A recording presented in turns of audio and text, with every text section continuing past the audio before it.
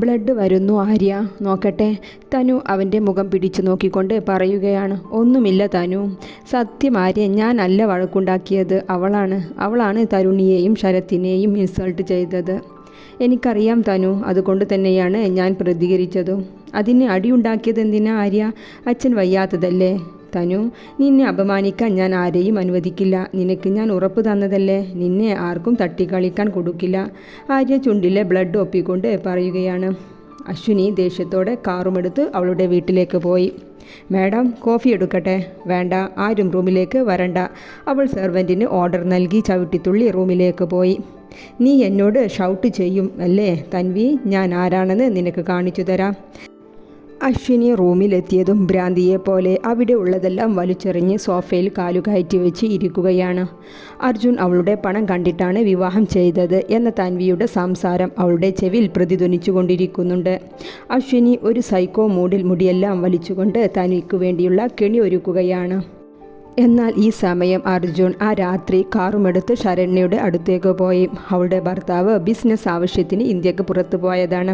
ശരണ്യ അവനെ നന്നായി സൽക്കരിച്ചു ഇരുത്തി. നിറഞ്ഞു തുളുമ്പുന്ന മദ്യലഹരിയിൽ അർജുൻ തൻവിയോടുള്ള നഷ്ടം ശരണ്യയുടെ ശരീരത്തിൽ തീർക്കുകയാണ്.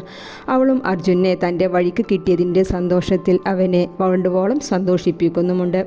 അവസാനം അർജുൻ തളർന്ന് അവളുടെ മാറിലേക്ക് വീഴുമ്പോൾ അശ്വിനിയോടുള്ള ശരണ്യയുടെ ലക്ഷ്യം പൂർത്തിയായ സന്തോഷമായിരുന്നു അവൾക്ക്. ചന്ദ്രേട്ടാ, നിങ്ങൾ കരുതുന്നത് പോലെ ഒന്നുമല്ല. ആ തൻവിയാണ് എല്ലാറ്റിനും കാരണം. അശ്വിനി തമാശക്ക് അവളുടെ അനിയത്തിയോട് പറഞ്ഞെന്നു കരുതി ഇത്ര ഊതിപ്പെരുപ്പിക്കേണ്ട വല്ല ആവശ്യമുണ്ടായിരുന്നു അവൾക്ക്. അവസാനം നമ്മുടെ രണ്ടു മക്കളെയും തമ്മിൽ തല്ലിച്ചപ്പോൾ അവൾക്ക് സമാധാനമായി. നിങ്ങൾക്കറിയോ, തൻവി അന്ന് ഒരാഴ്ച ഇവിടെ വഴക്കുണ്ടാക്കി പോയതാണ് അവളുടെ വീട്ടിലേക്ക്. ഞാനായിട്ട് അത് മറച്ചു വെച്ചു. നിങ്ങൾ വയ്യാണ്ടിരിക്കുമല്ലേ എന്ന് കരുതി. നിങ്ങൾക്ക് ഈ പെണ്ണുങ്ങളെക്കുറിച്ച് ഒന്നും മനസ്സിലാവില്ല. നിങ്ങളെ കാണുമ്പോൾ അച്ഛ എന്നും പറഞ്ഞു വരുന്ന അവൾ കുടുംബം തെറ്റിക്കാൻ നടക്കുക. അശ്വിനിമോൾ വലിയ വീട്ടിലെ കുട്ടിയാണ്. എന്നിട്ടും എത്ര ഒതുക്കത്തിലാണ് ഇവിടെ കഴിഞ്ഞത്. സാവിത്രി, എനിക്കൊന്നും അറിയില്ല ആരാ ശരി ആരാ തെറ്റ് എന്നൊന്നും. ഏതായാലും മരിക്കണേ മുന്നേ മക്കൾ തമ്മിൽ അടിച്ചു പിരിയുന്നതും കാണാനാകും വിധി. അയാൾ ബെഡിലേക്ക് ചാരിക്കിടന്നുകൊണ്ട് പറഞ്ഞു. തനു അടുക്കളയിൽ ജോലിയിലാണ്. നല്ല തറവാട്ടിൽ പിറന്ന പെൺപിള്ളേർ കുടുംബത്തിലെ ചെറിയ ചെറിയ കാര്യങ്ങളെല്ലാം ആണുങ്ങളെ അറിയിക്കില്ല. ഇവിടെ ഉള്ളതിന് ഷൂ എന്ന് പറയുമ്പോഴേ വീട്ടിൽ വലിച്ച് പെരുക്കിയല്ലേ സാവിത്രി ജോലിക്കിടയിൽ പറഞ്ഞുകൊണ്ടിരിക്കുകയാണ്. അമ്മ ഇന്നലെ എല്ലാം കണ്ടതല്ലേ? ആര്യ അത് കേട്ടുകൊണ്ട് വന്നതുമെല്ലാം. എന്നിട്ടും എന്നെ പഴി ചാരുവാണോ? അശ്വിനി ഉള്ളതുകൊണ്ടാണ് ഈ വീട്ടിലെ അടുപ്പ് പുകയുന്നത്. അത് മനസ്സിലാക്കി പെരുമാറാൻ നോക്കുക അവളോട്, സാവിത്രി ഗൗരവത്തിൽ പറഞ്ഞുകൊണ്ട് അവിടെ നിന്നും പോയി. തൻവിക്ക് സങ്കടം പിടിച്ചു വെക്കാൻ കഴിയുന്നില്ല. അവളുടെ കണ്ണുകൾ നിറഞ്ഞൊഴുകുന്നുണ്ട്.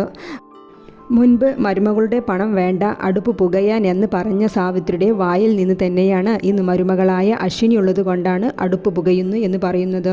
തൻവി എന്തോ അശ്രദ്ധയിൽ പാനിലേക്ക് മുട്ട ഒഴിച്ചതും ഓയിൽ തെറിച്ച് അവളുടെ കൈകൾ പൊള്ളി. അവൾ വേദന കൊണ്ട് ഒന്ന് പുളഞ്ഞുപോയി. ഈ സമയമാണ് ഡോർബെൽ അടിച്ച് അശ്വിനി അകത്തേക്ക് കയറി വരുന്നത്. അയ്യോ, മോൾ വന്നല്ലോ. ഞാൻ ഇന്നലെ ഒരുപാട് ഫോൺ ചെയ്തല്ലോ, എന്തേ മോൾ എടുക്കാഞ്ഞത്? അത് ആൻറ്റി, ഫോൺ ഓഫീസിൽ വെച്ച് മറന്നുപോയി. സോറി ആൻറ്റി, ഇന്നലെ പറയാതെ പോയതിൽ. തൻവിയുടെയും ആര്യയുടെയും ദേഷ്യം ഒന്ന് ക്ഷമിക്കട്ടെ എന്ന് കരുതി ഇവിടെ നിന്നും മാറി നിന്നതാണ് ഞാൻ. അശ്വിനി നിഷ്കളങ്കതയോടെ പറയുകയാണ്. തൻവിക്ക് ഞാൻ ഇവിടെ കഴിയുന്നതും സംസാരിക്കുന്നതൊന്നും ഇഷ്ടമല്ലെങ്കിൽ ആൻറ്റി, ഇനി ഞാൻ ഞങ്ങളുടെ റൂമിൽ നിന്ന് പുറത്തിറങ്ങില്ല. എന്തൊക്കെയാണ് മോൾ പറയുന്നത്?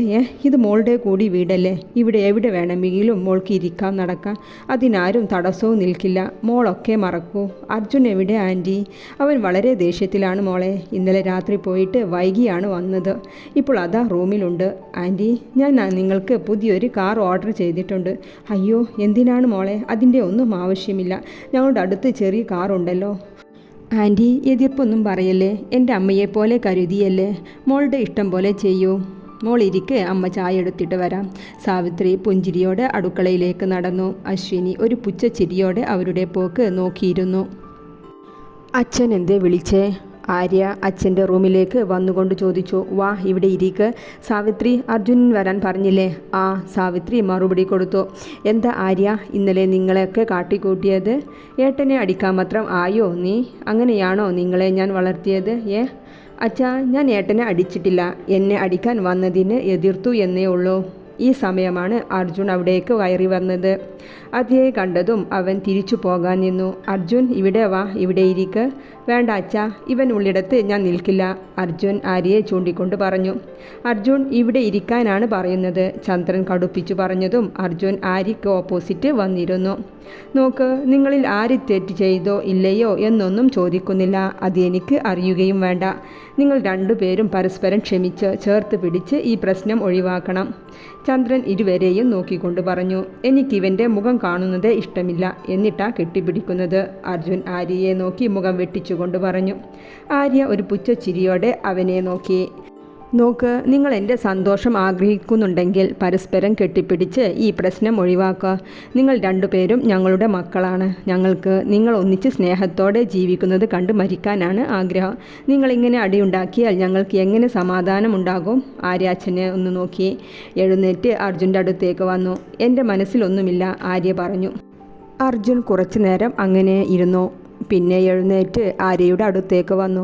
ആര്യ അവനെ കെട്ടിപ്പിടിക്കാനായി കൈ ഉയർത്തിയതും അർജുൻ അതിനൊന്നും നിൽക്കാതെ ഒരു കൈ കൊണ്ടൊന്ന് തൊട്ടുരുമി മുഖം വെട്ടിച്ച് റൂമിൽ നിന്നും പോയി. ചന്ദ്രൻ വല്ലാതെ ആയിപ്പോയി അവൻ്റെ പ്രവൃത്തിയിൽ. ആര്യ അച്ഛനെയും അമ്മയെയും ഒന്ന് നോക്കി പുറത്തേക്ക് പോയി.